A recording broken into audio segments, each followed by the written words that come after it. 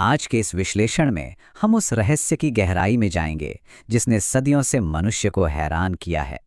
हम बात कर रहे हैं अनंत शक्तिशाली भगवान शिव की उत्पत्ति के बारे में। प्राचीन ग्रंथों में इनके अस्तित्व से जुड़ी कुछ ऐसी कथाएं हैं जो आपको सच में आश्चर्य में डाल देंगी। जरा इस बारे में सोचिए, जिस परम शक्ति पर यह पूरी सृष्टि टिकी है, क्या उसका खुद का कोई आरंभ हो सकता है? उस असीम शक्ति का जन्म आखिर कब, कहां और कैसे हुआ होगा? ये एक ऐसा सवाल है जो हम सबके दिमाग में आता है। तो इस सवाल का जवाब ढूंढने के लिए हम इन मूल बिंदुओं पर बात करेंगे। शिव के जन्म का रहस्य, ग्रंथों में मिलने वाले विरोधाभास, अनंत प्रकाश स्तंभ की कथा, रोते हुए बालक शिव, उनके वास्तविक माता पिता और आखिर में ब्रह्मांड के प्रथम गुरु के रूप में उनकी भूमिका। तो चलिए शुरुआत करते हैं हमारे पहले हिस्से से, शिव जन्म का रहस्य। शिव पुराण में उनके अस्तित्व को समझाने के लिए एक बहुत ही खास और बुनियादी सिद्धांत बताया गया है, और वो शब्द है स्वयंभू। ग्रंथों के अनुसार शिव स्वयंभू हैं। इसका सीधा सा मतलब ये है कि वो खुद प्रकट हुए हैं। उनका जन्म किसी संसालिक माता पिता से नहीं हुआ। मतलब वो पंच तत्वों से पूरी तरह आज़ाद हैं और मृत्यु तो उन्हें छू भी नहीं सकती। वो बिल्कुल अमर हैं। लेकिन रुकिए, कहानी इतनी सीधी भी नहीं है। अब आते हैं दूसरे हिस्से पर, ग्रंथों में विरोधाभास। जैसे जैसे हम अलग अलग प्राचीन ग्रंथों को देखते हैं, एक बेहद रोचक स्थिति पैदा होती है कि आखिर किसने किसको बनाया। यहाँ एक सबसे बड़ा आश्चर्य सामने आता है। ध्यान दीजिएगा, एक तरफ शिव पुराण में वर्णन मिलता है कि भगवान विष्णु का जन्म भगवान शिव के घुटने से निकले हुए मैल से हुआ था। वहीं दूसरी तरफ विष्णु पुराण दावा करता है कि भगवान शिव की उत्पत्ति भगवान विष्णु के माथे से निकलने वाले असीम तेज से हुई थी। है ना, बिल्कुल उलट कथाएं। ये तथ्य इस जिज्ञासा को और बढ़ा देते हैं।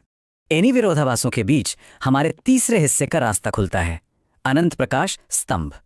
इन सवालों का जवाब एक बेहद नाटकीय कथा के जरिए मिलता है, जहां ब्रह्मा जी और विष्णु जी के बीच एक कॉस्मिक बहस छिड़ गई थी। जब ब्रह्मा और विष्णु बहस कर रहे थे कि दोनों में से सबसे श्रेष्ठ कौन है, तभी अचानक उनके बीच आग का एक अनंत स्तंभ प्रकट हो गया। इसका छोर ढूंढने के लिए ब्रह्मा जी ने एक पक्षी का रूप लिया और ऊपर की तरफ उड़ गए, और विष्णु जी ने वराह का रूप लिया और नीचे पाताल की ओर बढ़े। लेकिन आश्चर्य की बात यह रही कि दोनों में से कोई भी उस स्तंभ का अंत ढूंढ ही नहीं पाया। असल में वो आग का विशाल स्तंभ और कोई नहीं, खुद भगवान शिव थे। जब शिव उस स्तंभ के भीतर से प्रकट हुए तो ये हमेशा के लिए साबित हो गया कि परम शक्ति का सच में ना कोई आदि है और ना ही कोई अंत। उनका अस्तित्व पूरी तरह से असीम है। अब चलते हैं चौथे हिस्से की तरफ, रोते हुए बालक शिव। अभी हमने बात की उस अनंत शक्ति की, लेकिन उसके बावजूद विष्णु पुराण में उनके भौतिक अवतार की एक ऐसी कहानी मिलती है जो आश्चर्यजनक रूप से भावुक करने वाली है। हुआ कुछ यूं कि सृष्टि का निर्माण आगे बढ़ाने के लिए ब्रह्मा जी को एक बालक की जरूरत थी। उन्होंने कड़ी तपस्या की और उसके नतीजे में भगवान शिव उनकी गोद में एक रोते हुए शिशु के रूप में प्रकट हुए। जरा सोचिए, अनंत ब्रह्मांड का सृजनकर्ता एक छोटे से बिलखते हुए बालक के रूप में जन्म ले रहा है। ये सच में एक अद्भुत कथा है। और इस कथा में 108 नंबर की एक बहुत रोचक जगह है। वो दिव्य शिशु रो रहा था क्योंकि उसका कोई नाम नहीं था। उस बालक को शांत करने के लिए ब्रह्मा जी ने पहले उन्हें रुद्रा पुकारा, जिसका मतलब ही रोने वाला होता है। पर बालक शांत नहीं हुआ, जिसके बाद ब्रह्मा जी ने उन्हें कुल 108 नाम दिए, जिनमें महादेव और पशुपतिनाथ जैसे नाम शामिल हैं। इसके बाद हम आते हैं पांचवें हिस्से पर, वास्तविक कॉस्मिक माता पिता। एक और प्रमुख ग्रंथ श्रीमद् देवी महापुराण इस विषय पर एक बिल्कुल अलग और सभी कड़ियों को जोड़ने वाला नजरिया पेश करता है। जब ऋषि नारद ने सृष्टि के निर्माण के बारे में पूछा तो ब्रह्मा जी ने एक असाधारण रहस्य खोला। उन्होंने बताया कि देवी दुर्गा, जो प्रकृति का रूप हैं, और सदाशिव, जिन्होंने काल का रूप धारण किया है, वही असल में देवताओं की इस दिव्य त्रिमूर्ति यानी ब्रह्मा, विष्णु और महेश के सच्चे और परम माता पिता हैं।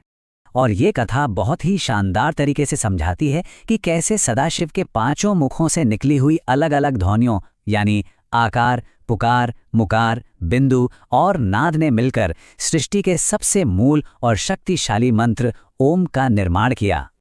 अब आते हैं हमारे आखिरी और छठे हिस्से पर, ब्रह्मांड के प्रथम गुरु। अनंत रचनाकार या फिर रोते हुए बालक के इन रूपों से अलग शिव जी की जो सबसे स्थायी विरासत है, वो है इस सृष्टि के प्रथम गुरु की। सृष्टि में गुरु शिष्य परंपरा की शुरुआत करते हुए भगवान शिव ने सीधे ज्ञान के माध्यम से पूरे ब्रह्मांड को मार्गदर्शन देने की एक बहुत विशाल जिम्मेदारी उठाई थी। इसीलिए उन्हें दुनिया का प्रथम गुरु माना जाता है। यहाँ सबसे खास बात यह है कि जहाँ ब्रह्मा जी ने अपने मन से उत्पन्न हुए पुत्रों को शिक्षा दी, वहीं भगवान शिव ने अपना ये असीम और परम ज्ञान सिर्फ और सिर्फ 7 विशेष रूप से चुने हुए शिष्यों को प्रदान किया। ये 7 शिष्य कोई और नहीं बल्कि वही हैं जिन्हें हम आज सप्तऋषियों के नाम से पूजते हैं। ये वही महान ऋषि हैं जिन्होंने इस प्राचीन ज्ञान, ध्यान और योग को पूरी दुनिया के कोने कोने तक फैलाया। आज हमारे पास जो भी आध्यात्मिक ज्ञान है वो इन्हीं की देन है। तो ये पूरा विश्लेषण एक बेहद रोचक सवाल पर आकर रुकता है। अगर ये अनंत ब्रह्मांड चक्र के रूप में ऐसे ही चलता रहता है, जिसका ना कोई शुरू है ना अंत, तो प्रथम गुरु का ऐसा कौन सा परम ज्ञान और दिव्य रहस्य है जो आज भी इस सृष्टि में कहीं छिपा है और बाहर आने का इंतजार कर रहा है? इस पर जरूर सोचिएगा।